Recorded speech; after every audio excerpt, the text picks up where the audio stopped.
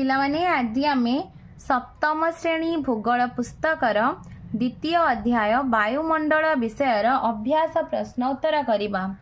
प्रश्नावली 1 नंबर वायुमंडल स्तर गुडिकर नाम लेख और सेगुडिक संपर्क में संक्षेप आलोचना कर।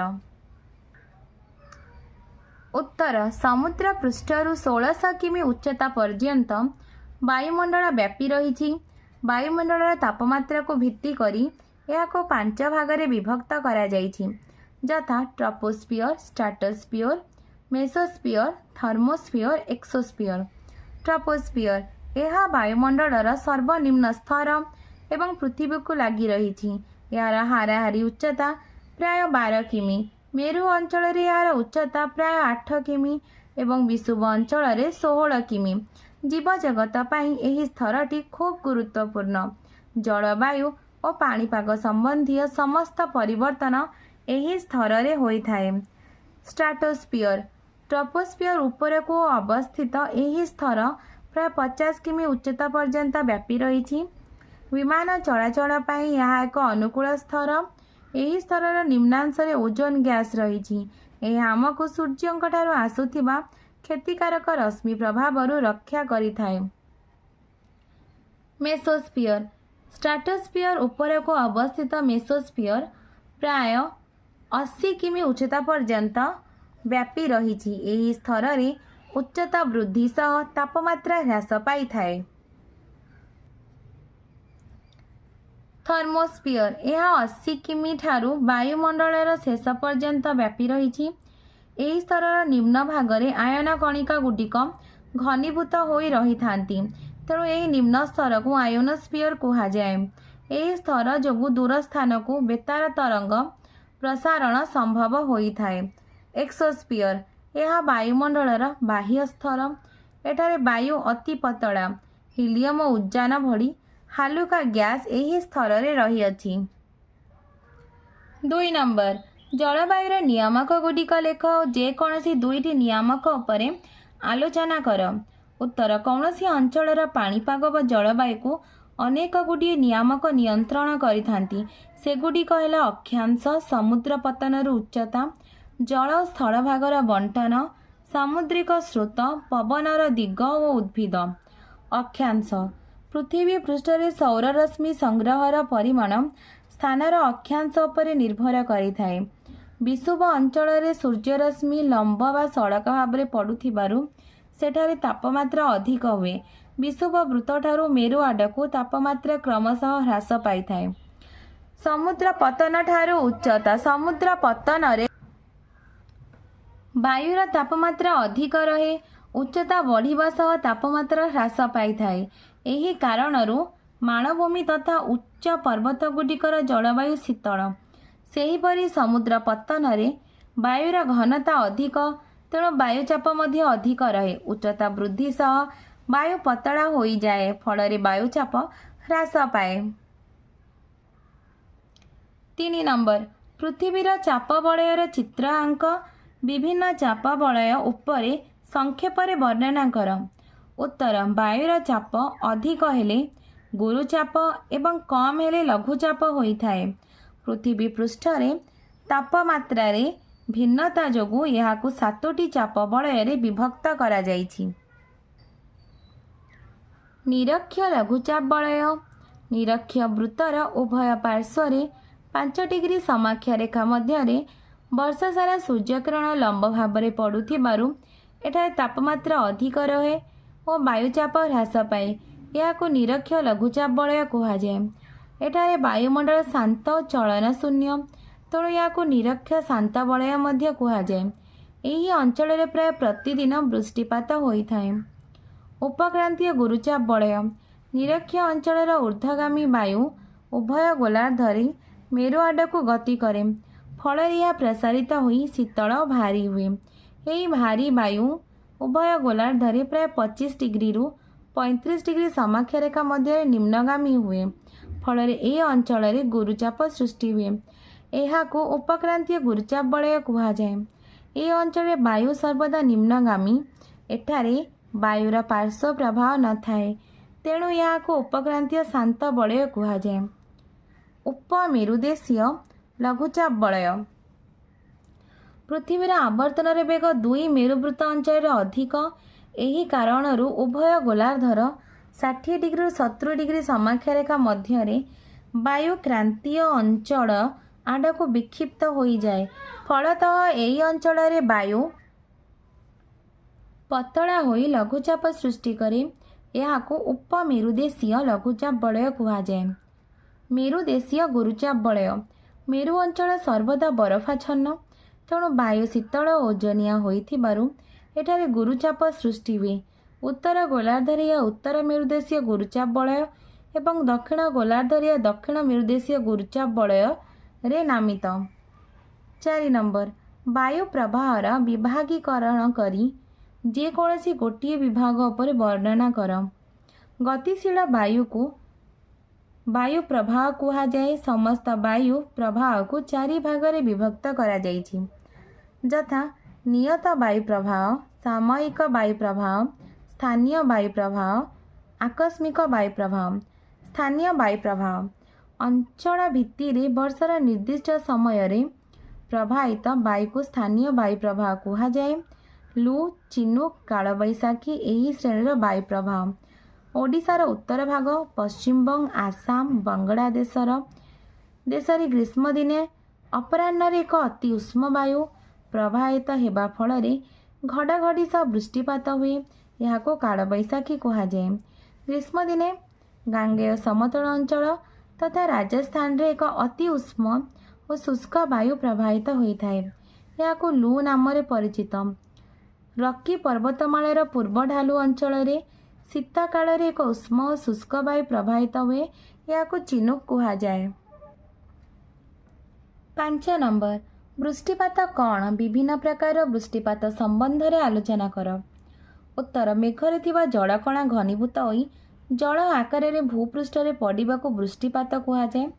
ବୃଷ୍ଟିପାତ 3 ପ୍ରକାରର, ଯଥା ପରିଚାଳନା ବୃଷ୍ଟିପାତ, ଶୈଳାକ୍ଷେପ ବୃଷ୍ଟିପାତ, ବାତାବର୍ତ୍ତ ବୃଷ୍ଟିପାତ। ପରିଚାଳନା ବୃଷ୍ଟିପାତ ସୌର କିରଣ ଦ୍ୱାରା ଭୂପୃଷ୍ଠ ଉତ୍ତପ୍ତ ହେବା ଦ୍ୱାରା ନିମ୍ନ ସ୍ଥାନରେ ବାୟୁ ଉତ୍ତପ୍ତ ଓ ହାଲୁକା ହୋଇ ଉପରକୁ ଉଠେ। ଏହାକୁ ବାୟୁର ପରିଚାଳନା କୁହାଯାଏ। ବାୟୁମଣ୍ଡଳର ଉପର ସ୍ତରରେ କମ୍ ବାୟୁଚାପ ହେତୁ ଉତ୍ତପ୍ତ ବାୟୁ ପ୍ରସାରିତ ହୋଇ ଥଣ୍ଡା ହୁଏ। ଫଳରେ ଏଥିରେ ଥିବା ଜଳୀୟ ବାଷ୍ପ ଘନୀଭୂତ ହୋଇ ବିଜୁଳି ଓ ଘଡ଼ଘଡ଼ି ସହ ପ୍ରବଳ ବର୍ଷା ହୁଏ। ଏହି ପ୍ରକାର ବୃଷ୍ଟିପାତ ନିରକ୍ଷୀୟ ବା କ୍ରାନ୍ତିମଣ୍ଡଳୀୟ ଅଞ୍ଚଳରେ ପ୍ରତିଦିନ ଅପରାହ୍ନରେ ହୋଇଥାଏ। ଶୈଳାକ୍ଷେପ ବୃଷ୍ଟିପାତ ଜଳୀୟ ବାଷ୍ପପୂର୍ଣ୍ଣ ବାୟୁର ଗତିପଥରେ ଉଚ୍ଚଭୂମି ବା ପର୍ବତ ବାଧା ଦେଲେ ବାୟୁ ଉପରକୁ ଉଠେ। ଫଳରେ ଏହା ପ୍ରସାରିତ ହୋଇ ଥଣ୍ଡା ହୁଏ। ଏଥିରେ ଥିବା ଜଳୀୟ ବାଷ୍ପ ଘନୀଭୂତ ହୋଇ ବର୍ଷା ହୁଏ। ଏହାକୁ ଶୈଳାକ୍ଷେପ ବା ପର୍ବତୀୟ ଓ ପାର୍ବତୀୟ ବୃଷ୍ଟିପାତ କୁହାଯାଏ। ପର୍ବତର ତାହାକୁ ପ୍ରତିବାତ ପାର୍ଶ୍ୱ ଏବଂ ଅପର ପାର୍ଶ୍ୱକୁ ଅନୁପାତ ପାର୍ଶ୍ୱ କୁହାଯାଏ। ପ୍ରତିବାତ ଅଞ୍ଚଳରେ ପ୍ରବଳ ବୃଷ୍ଟିପାତ ହେଉଥିବା ବେଳେ ଅନୁପାତ ଅଞ୍ଚଳରେ ଅଳ୍ପ ବୃଷ୍ଟି ବା ଅନାବୃଷ୍ଟି ହୋଇଥାଏ। ବାତାବର୍ତ୍ତ ବୃଷ୍ଟିପାତ ବାତାବର୍ତ୍ତ ଜନିତ ବୃଷ୍ଟିପାତକୁ ବାତାବର୍ତ୍ତ କୁହାଯାଏ। ବିଭିନ୍ନ କାରଣରୁ କ୍ରାନ୍ତି ମଣ୍ଡଳର ଅନ୍ତର୍ଗତ ସମୁଦ୍ର ଉପରେ ବାୟୁଚାପ ହ୍ରାସ ପାଇ ଲଘୁଚାପ କେନ୍ଦ୍ର ସୃଷ୍ଟି ହୁଏ। ଏହି ଲଘୁଚାପ କେନ୍ଦ୍ର ଆଡ଼କୁ ପ୍ରବାହିତ ବାୟୁ ଘୂରି ଘୂରି ଉପରକୁ ଉଠିଯାଏ ଓ ଏଥିରେ ଥିବା ଜଳୀୟ ବାଷ୍ପ ଘନୀଭୂତ ହୋଇ ପ୍ରବଳ ବର୍ଷା କରାଏ। 6 ନମ୍ବର, କ ସ୍ତମ୍ଭରେ ଦିଆଯାଇଥିବା ପ୍ରତ୍ୟେକ ବାୟୁକୁ ଖ ସ୍ତମ୍ଭରେ ସମ୍ପର୍କିତ ସ୍ଥାନ ସହ ଯୋଡ଼ି ଲେଖ। ଚିନୁକ ରକି ପର୍ବତମାଳା, ଲୁ ରାଜସ୍ଥାନ, ମେରୁବାୟୁ ଆଣ୍ଟାର୍କଟିକା, ମୌସୁମୀ ଦକ୍ଷିଣ ପୂର୍ବ ଏସିଆ, କାଳବୈଶାଖୀ ପଶ୍ଚିମବଙ୍ଗ। 7 ନମ୍ବର, ସଂକ୍ଷିପ୍ତ ଟିପ୍ପଣୀ ଲେଖ। ଆୟୋନୋସ୍ଫିୟର ଥର୍ମୋସ୍ଫିୟର ସ୍ତରର ନିମ୍ନ ଭାଗରେ ଆୟନ କଣିକା ଗୁଡ଼ିକ ଘନୀଭୂତ ହୋଇ ରହିଥାନ୍ତି, ତେଣୁ ଏହି ନିମ୍ନାଂଶକୁ ଆୟୋନୋସ୍ଫିୟର କୁହାଯାଏ। ଏହା ପ୍ରାୟ 80ରୁ 400 କିମି ଉଚ୍ଚତା ପର୍ଯ୍ୟନ୍ତ ବିସ୍ତୃତ। ଏହି ସ୍ତର ଯୋଗୁଁ ଦୂର ସ୍ଥାନକୁ ବେତାର ତରଙ୍ଗ ପ୍ରସାରଣ ସମ୍ଭବ ହୋଇଥାଏ। ବାଣିଜ୍ୟ ବାୟୁ ଉପକ୍ରାନ୍ତୀୟ ଗୁରୁଚାପ ବଳୟରୁ ନିରକ୍ଷୀୟ ଲଘୁଚାପ ବଳୟକୁ ପ୍ରବାହିତ ନିୟତ ବାୟୁ ପ୍ରବାହକୁ ଆୟନ ବାୟୁ କୁହାଯାଏ। ପୃଥିବୀର ଆବର୍ତ୍ତନ ଯୋଗୁଁ ଏହା ଉତ୍ତର ଗୋଲାର୍ଦ୍ଧରେ ଉତ୍ତର ପୂର୍ବ ଦିଗରୁ ଓ ଦକ୍ଷିଣ ଗୋଲାର୍ଦ୍ଧରେ ଦକ୍ଷିଣ ପୂର୍ବ ଦିଗରୁ ପ୍ରବାହିତ ହୁଏ। ପୂର୍ବେ ପାଲଟଣା ବୋଇତରେ ବାଣିଜ୍ୟ କାରବାରରେ ଏହା ସହାୟକ ହେଉଥିବାରୁ ଏହାକୁ ବାଣିଜ୍ୟ ବାୟୁ ବୋଲି କୁହାଯାଏ। ପ୍ରତୀପ ବାତାବର୍ତ୍ତ। ପ୍ରତୀପ ବାତାବର୍ତ୍ତ ବାତାବର୍ତ୍ତର ଠିକ୍ ବିପରୀତ ଅବସ୍ଥା। କୌଣସି ସ୍ଥାନରେ ବାୟୁଚାପ ହଠାତ୍ ବୃଦ୍ଧି ପାଇଲେ ଗୁରୁଚାପ କେନ୍ଦ୍ର ସୃଷ୍ଟି ହୁଏ। ଏହି ଗୁରୁଚାପ କେନ୍ଦ୍ରରୁ ବାୟୁ ଧୀରେ ଧୀରେ ଚାରିପାଖରେ ଥିବା ଅଳ୍ପ ଚାପ ଅଞ୍ଚଳ ଆଡ଼କୁ ପ୍ରବାହିତ ହୁଏ। ଉତ୍ତର ଗୋଲାର୍ଦ୍ଧରେ ଏହି ବାୟୁ ଡାହାଣକୁ ବଙ୍କି ଯାଇ ଘଣ୍ଟା କଣ୍ଟାର ଘୂର୍ଣ୍ଣନ ଦିଗରେ ଏବଂ ଦକ୍ଷିଣ ଗୋଲାର୍ଦ୍ଧରେ ବାମକୁ ବାଙ୍କି ଯାଇ ଘଣ୍ଟା ଘଣ୍ଟାର ବିପରୀତ ଦିଗରେ ପ୍ରବାହିତ ହୁଏ। ପ୍ରତୀପ ବାତାବର୍ତ୍ତ ଯୋଗୁଁ ପାଗ ଶୁଖିଲା ରହେ ଓ ଆକାଶ ମେଘମୁକ୍ତ ଥାଏ। ସୌରାଭିତାପ। ସୂର୍ଯ୍ୟ ସକଳ ଶକ୍ତିର ଆଧାର। ପୃଥିବୀ ଓ ତା'ର ବାୟୁମଣ୍ଡଳ ପାଇଁ ସମସ୍ତ ଶକ୍ତି ସୂର୍ଯ୍ୟଙ୍କ ଠାରୁ ଆସିଥାଏ। ଭୂପୃଷ୍ଠରେ ସଂଗୃହୀତ ସୌରରଶ୍ମିର ପରିମାଣକୁ ସୌରାଭିତାପ କୁହାଯାଏ। ଏହାର ପରିମାଣ ସାଧାରଣ ଭାବେ ବିଷୁବରେଖାଠାରୁ ମେରୁ ଆଡ଼କୁ ହ୍ରାସ ପାଇଥାଏ। ମାତ୍ର ଋତୁଭେଦରେ ଏଥିରେ ବ୍ୟତିକ୍ରମ ଦେଖାଯାଏ। କୁହୁଡ଼ି। ଶୀତ ଋତୁରେ ପୃଥିବୀ ତାପ ବିକିରଣ କରି ଥଣ୍ଡା ହୁଏ। ସେତେବେଳେ ଶୀତଳ ଭୂପୃଷ୍ଠକୁ ଲାଗିଥିବା ବାୟୁ ମଧ୍ୟ ଥଣ୍ଡା ହୁଏ। ବାୟୁର ତାପମାତ୍ରା ଶିଶିରାଙ୍କ ତଳକୁ ଖସି ଜଳୀୟ ବାଷ୍ପ ଘନୀଭୂତ ହୁଏ। ବାୟୁରେ ଭାସମାନ ଅବସ୍ଥାରେ ଥିବା ଧୂଳିକଣାକୁ ଆଶ୍ରୟ କରି ଏଗୁଡ଼ିକ ଭୂପୃଷ୍ଠର ଅଳ୍ପ ଉଚ୍ଚତାରେ ଭାସି ବୁଲନ୍ତି। ଜଳୀୟ ବାଷ୍ପର ଏହି ପରିବର୍ତ୍ତିତ ରୂପକୁ କୁହୁଡ଼ି କୁହାଯାଏ। 8 ନମ୍ବର ଭୌଗୋଳିକ କାରଣ ଲେଖ। ଷ୍ଟ୍ରାଟୋସ୍ଫିୟର ବିମାନ ଚଳାଚଳ ପାଇଁ ଅନୁକୂଳ। ଷ୍ଟ୍ରାଟୋସ୍ଫିୟର ଧୂଳିକଣା ଓ ଜଳୀୟ ବାଷ୍ପ ନଥାଏ, ତେଣୁ ମେଘ ବା ଜଳବାୟୁ ସମ୍ବନ୍ଧୀୟ ଘଟଣା ଏଠାରେ ସଂଘଟିତ ହୁଏ ନାହିଁ। ସେଥିପାଇଁ ଏହି ସ୍ତର ବିମାନ ଚଳାଚଳ ପାଇଁ ଏକ ଅନୁକୂଳ ସ୍ତର।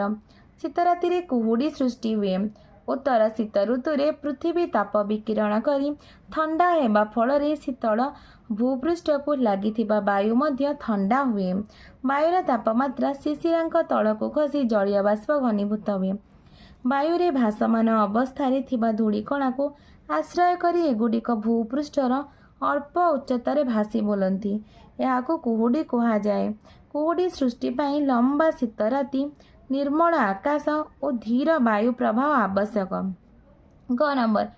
ପଶ୍ଚିମଘାଟ ପର୍ବତମାଳାର ପୂର୍ବ ପାର୍ଶ୍ୱରେ କମ୍ ବୃଷ୍ଟି ହୁଏ। ପଶ୍ଚିମଘାଟ ପର୍ବତମାଳାର ପୂର୍ବ ପାର୍ଶ୍ୱ ଅନୁପାତ ପାର୍ଶ୍ୱ ଅଟେ। ଅନୁପାତ ପାର୍ଶ୍ୱରେ ବାୟୁ ନିମ୍ନଗାମୀ ହେବା କାରଣରୁ ଅଳ୍ପ ବୃଷ୍ଟି ବା ଅନାବୃଷ୍ଟି ହୋଇଥାଏ। ଘ ନମ୍ବର। ନିରକ୍ଷ ଲଘୁଚାପ ବଳୟକୁ ନିରକ୍ଷ ଶାନ୍ତ ବଳୟ କୁହାଯାଏ। ନିରକ୍ଷ ଲଘୁଚାପ ବଳୟରେ ବାୟୁମଣ୍ଡଳ ଶାନ୍ତ ଚଳନ ଶୂନ୍ୟ, ତେଣୁ ଏହାକୁ ନିରକ୍ଷ ଶାନ୍ତ ବଳୟ କୁହାଯାଏ। ଗ ନମ୍ବର। ପୁରୀ ସହରରେ ବେଶୀ ଗରମ ବା ଥଣ୍ଡା ଅନୁଭୂତ ହୁଏ ନାହିଁ। ପୁରୀ ସହର ବଙ୍ଗୋପସାଗର କୂଳରେ ଅବସ୍ଥିତ। ସମୁଦ୍ର ଉପକୂଳବର୍ତ୍ତୀ ଅଞ୍ଚଳରେ ସମୁଦ୍ର ବାୟୁ ଓ ସ୍ଥଳ ବାୟୁ ଅନୁଭୂତ ହୁଏ। ଦିନବେଳା ସ୍ଥଳଭାଗ ସମୁଦ୍ର ଜଳ ଅପେକ୍ଷା ଶୀଘ୍ର ଗରମ ହୁଏ। ସ୍ଥଳଭାଗସ୍ଥ ବାୟୁ ଗରମ ଓ ହାଲୁକା ହୋଇ ଲଘୁଚାପ ସୃଷ୍ଟି ହୁଏ। ସମୁଦ୍ର ଉପରିସ୍ଥ ବାୟୁ ଅପେକ୍ଷାକୃତ ଶୀତଳ ଥିବାରୁ ସେଠାରୁ ଗୁରୁଚାପ ହୋଇଥାଏ, ତେଣୁ ସମୁଦ୍ରରୁ ସ୍ଥଳଭାଗକୁ ବାୟୁ ପ୍ରବାହ ହୁଏ। ରାତିବେଳେ ଏହି ଅଞ୍ଚଳରେ ଦିନର ବିପରୀତ ଅବସ୍ଥା ସୃଷ୍ଟି ହେଉଥିବାରୁ ପୁରୀ ସହରରେ ବେଶୀ ଗରମ ବା ଥଣ୍ଡା ଅନୁଭୂତ ହୁଏ ନାହିଁ। ହାଲୁକା ଗ୍ୟାସ୍ ମାନ ଡ୍ୟାସ୍ ସ୍ତରରେ ମହଜୁଦ ରହିଛି। ଏକ୍ସୋସ୍ଫିୟର। ସୌରଭିତାପର ପରିମାଣ ପୃଥିବୀର ବିଷୁବ ଅଞ୍ଚଳରେ ସର୍ବାଧିକ। ଗତିଶୀଳ ବାୟୁକୁ ବାୟୁ ପ୍ରବାହ କୁହାଯାଏ।